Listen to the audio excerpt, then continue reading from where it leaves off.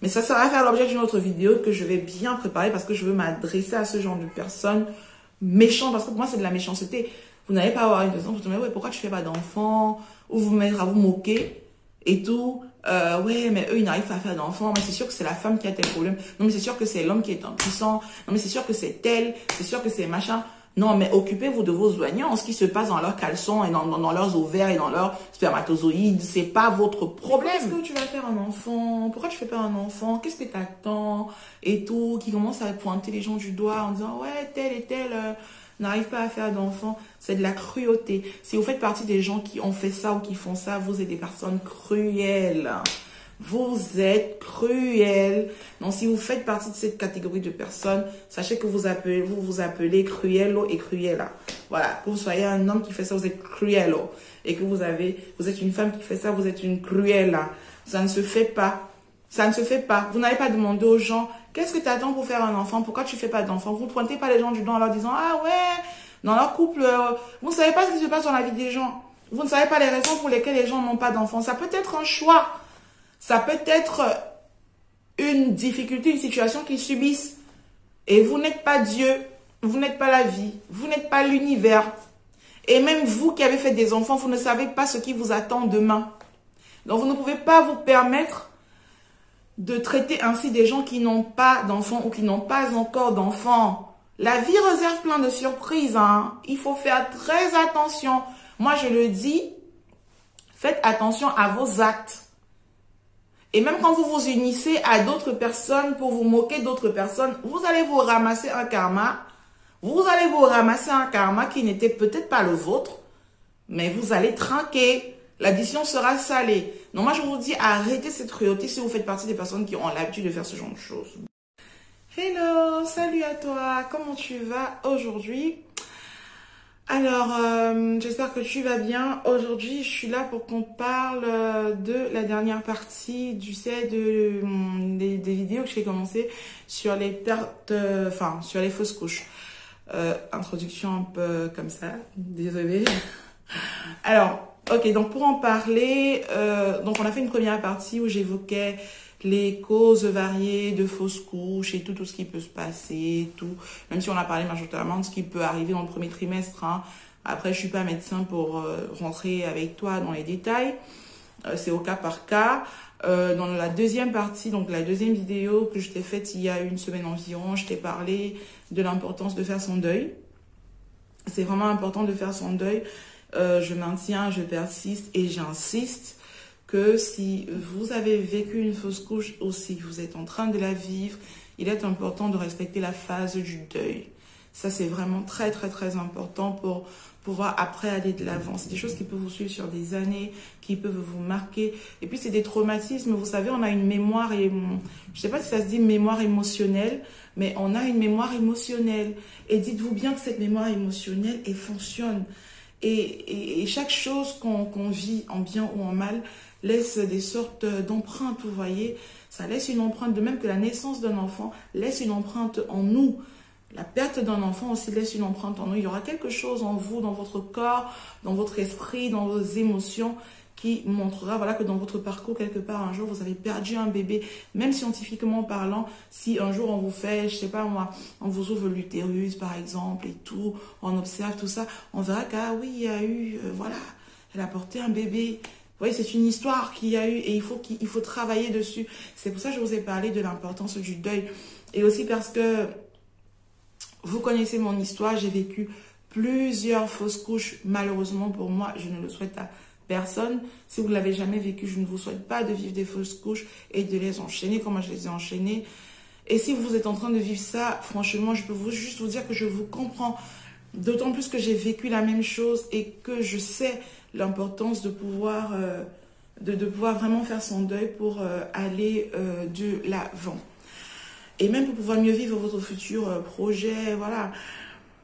Aujourd'hui, je ne vais pas trop rentrer dans les détails de ce que j'ai vécu, voilà. C'était vraiment juste pour clôturer parce qu'au départ, quand j'ai pensé à cette vidéo, je me suis dit, voilà, je vais leur raconter exactement. Mais j'ai déjà une série de vidéos dans notre combat pour devenir parents. Et c'est des podcasts et des vidéos. Il y en a 12 ou 13 au total où je vous ai parlé de mes soucis de santé, des fausses couches que j'ai eues. Je Je vous ai même raconté des difficultés. Je suis vraiment allée là-bas pas à pas. Moi, je me dis, je n'ai pas envie de revivre ça. Voilà. Je peux juste vous dire quand même que chez moi, généralement, la fausse couche, et c'est aussi ce que je tiens à ce que vous sachiez, le fait que vous perdiez du sang pendant votre grossesse ne veut pas dire que vous faites une fausse couche. Hein. Enfin, une perte de sang pendant une grossesse, c'est pas forcément un signe voilà, de fausse couche, de perte du bébé. Des fois, si vous êtes en début de grossesse, ça peut être des choses liées, des pertes de sang liées à la nidation, donc ça peut provoquer voilà, des pertes de sang. Ça peut être dû à beaucoup de choses en fait. Donc, il ne faut pas forcément... Après, vous avez des femmes qui ont leurs règles pendant qu'elles sont enceintes. C'est mon cas. Ou alors qui auront des saignements assez ponctuels, comme ça, régulièrement, pendant qu'elles sont enceintes. Des fois, ça peut être à la suite d'un rapport sexuel. Des fois, ça peut être à la suite de beaucoup de choses qui se passent dans l'utérus. Le corps est en travail. Donc, vous pouvez perdre du sang. Tant que ça reste quand même... Après, les gynécologues vous diront, voilà, si le sang est coloré comme ci ou comme ça, il ne faut pas forcément s'alarmer. Après, j'ai envie de vous dire que ça veut pas forcément dire quelque chose dans ce sens que... Mais il y en a qui n'ont pas de perte de sang et qui perdent quand même le bébé. Voilà. Moi, par exemple, j'ai eu un des bébés que j'ai perdu. J'avais pas de perte de sang. Vous voyez? C'était pas une période de la grossesse où j'étais en train de perdre du sang. Et tout allait très bien. Je sentais déjà les mouvements. Voilà, les mouvements du bébé. Je sentais tout ça un instant. Voilà, tout se passait bien. Et pour moi, je me disais, mais voilà, surtout qu'on venait de traverser la critique ici, méta des 12 à 13 semaines, où je sais que voilà, dans le premier trimestre, on se dit, voilà, si on a traversé le premier trimestre, ça va, on croise les doigts, c'est bon, on y va. Et il s'est juste passé que j'ai perdu. Donc, perdre du sang dans votre grossesse, c'est pas forcément un problème. Voilà. Donc, ça, déjà, soyez tranquille dessus. De deux, l'équipe médicale est votre amie. Donc, quand vous êtes enceinte, ne vous basez pas sur les ondits. Ne vous basez pas sur les vidéos YouTube, même pas sur les miennes. Prenez-les juste comme un plus dans votre parcours, dans votre suivi en fait. Et référez-vous beaucoup à ce que vous dit le médecin et à votre instinct. Parce que croyez-moi, vous avez un instinct. Dès lors que vous portez la vie, il y a une sorte d'instinct qui va vous guider.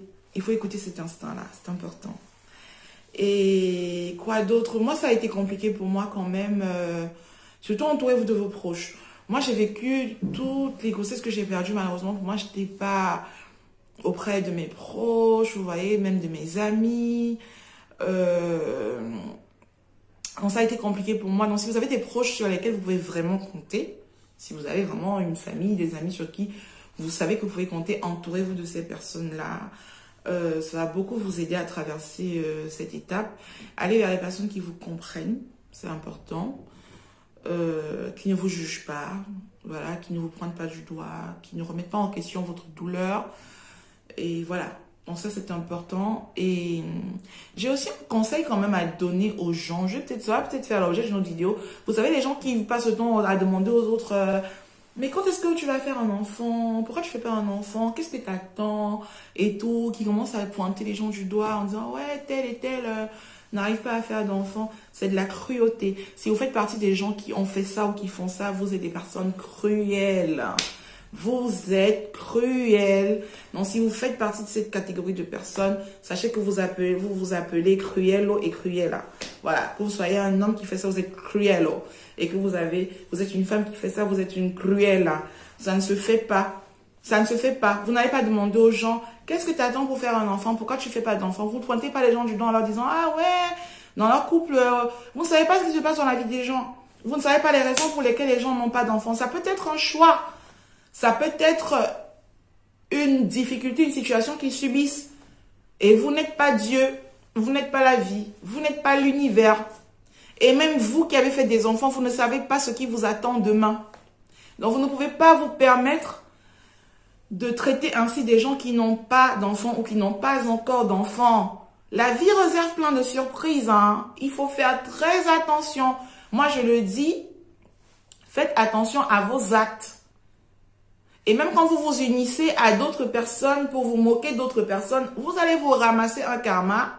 Vous allez vous ramasser un karma qui n'était peut-être pas le vôtre, mais vous allez trinquer. L'addition sera salée. Donc moi, je vous dis, arrêtez cette cruauté si vous faites partie des personnes qui ont l'habitude de faire ce genre de choses. Bon, Mais ça va faire l'objet d'une autre vidéo que je vais bien préparer parce que je veux m'adresser à ce genre de personnes méchantes. Parce que pour moi, c'est de la méchanceté. Vous n'allez pas avoir une personne, vous vous dites, ouais, pourquoi tu fais pas d'enfant? Ou vous mettre à vous moquer et tout. Ouais, mais eux, ils n'arrivent pas à faire d'enfants. Mais c'est sûr que c'est la femme qui a tel problème. Non, mais c'est sûr que c'est l'homme qui est impuissant. Non, mais c'est sûr que c'est tel. C'est sûr que c'est machin.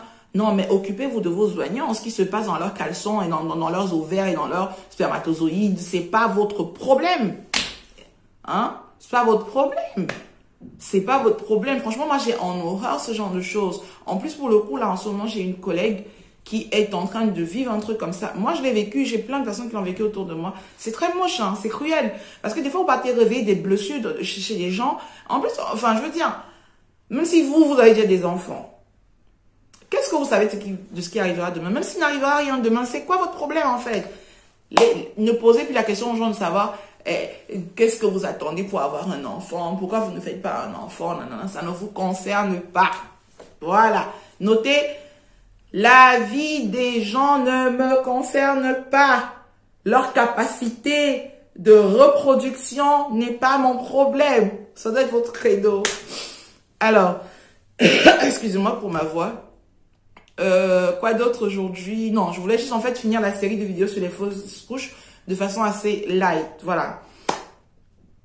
Moi, pour la fausse couche, comme je vous disais, à ce moment-là, je ne perdais même pas de sang. Et tout s'est bien passé, tout allait bien et tout. Vous savez, un matin, je me suis levée, je me suis dit, mais il y a un truc, je sais pas trop quoi. Il y a un truc.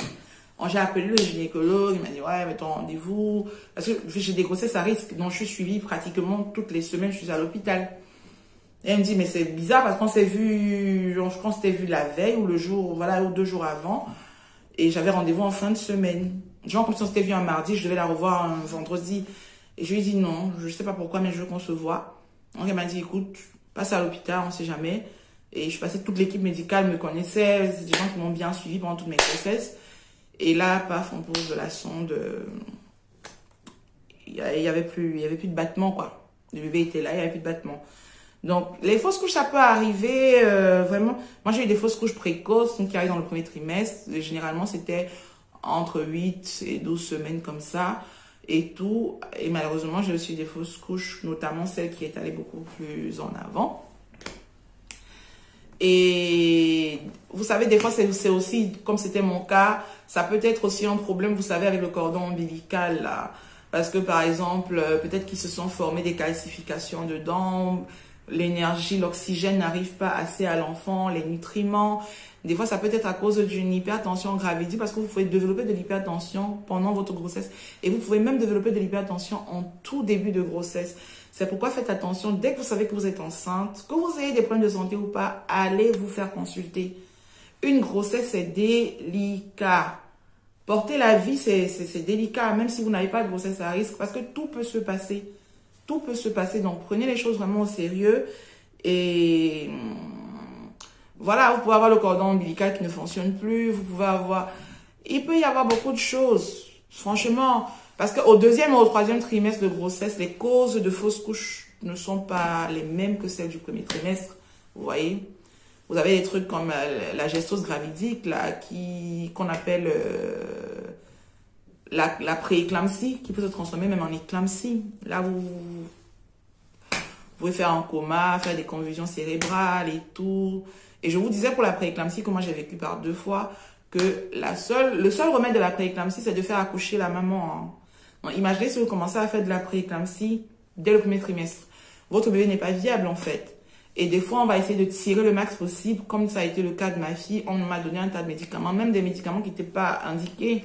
Ils ont mis ensemble plusieurs molécules pour essayer de faire arranger les choses. Parce que vous avez des protéines dans les urines, le foie qui filtre mal, les reins qui filtrent mal, la tension qui augmente. Vous avez des œdèmes, vous avez ceci, vous avez cela. En fait, vous pouvez mourir avec votre bébé. Ça se solde souvent par la mort, en fait.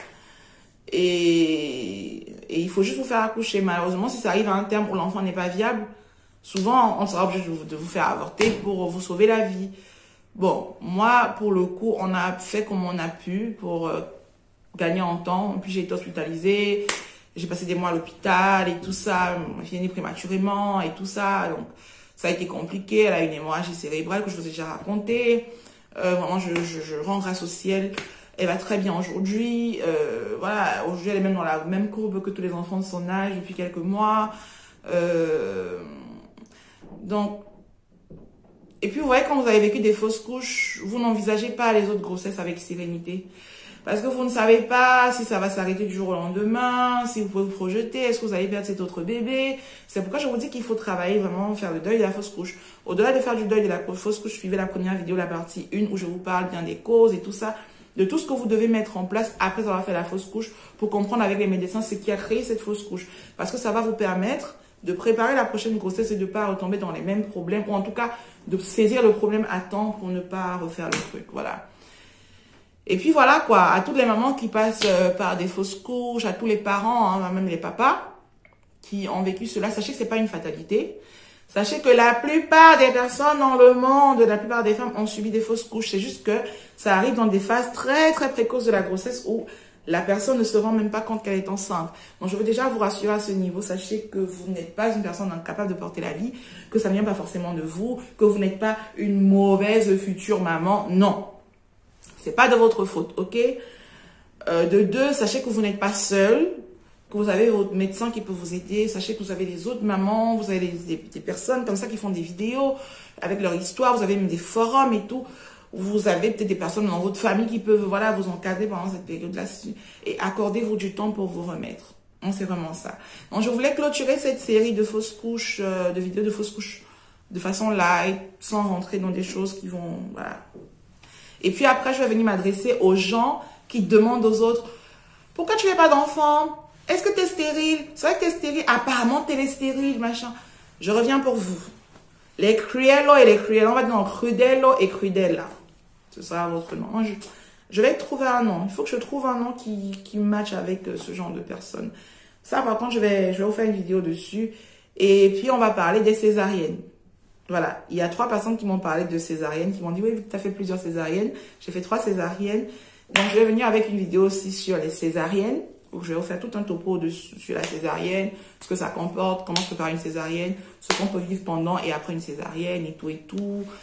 Je vais venir vous parler de tout ça. Allez, maintenant, je vous dis au revoir et surtout, abonnez-vous, c'est important, et partagez autour de vous pour aider d'autres personnes.